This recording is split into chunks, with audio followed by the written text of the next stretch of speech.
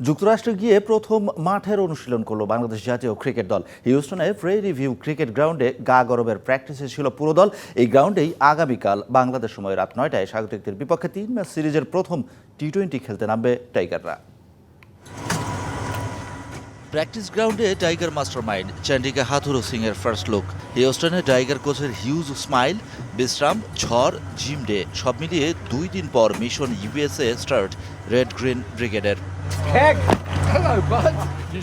Coaching স্টাফের কেউ একজন টিম বাস বক্স থেকে কিডস ব্যাগ বের করে কিপার জাকির আলী অনিকের দিকে ছুড়ে বললেন টেক।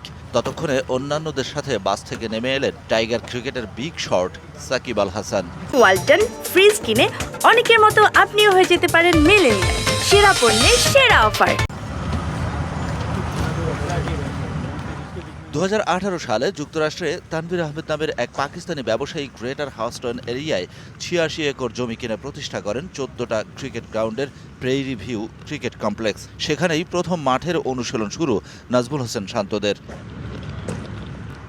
2 দিন আগে ঝড় বৃষ্টিতে এলোমেলো করে দেয়া টেক্সাসের আকাশ এখন নীলাভ, মেঘের দেখা নেই। সকালের রোদ মেখে ট্রেন্টের দিকে ছুটছে টিম বাংলাদেশ।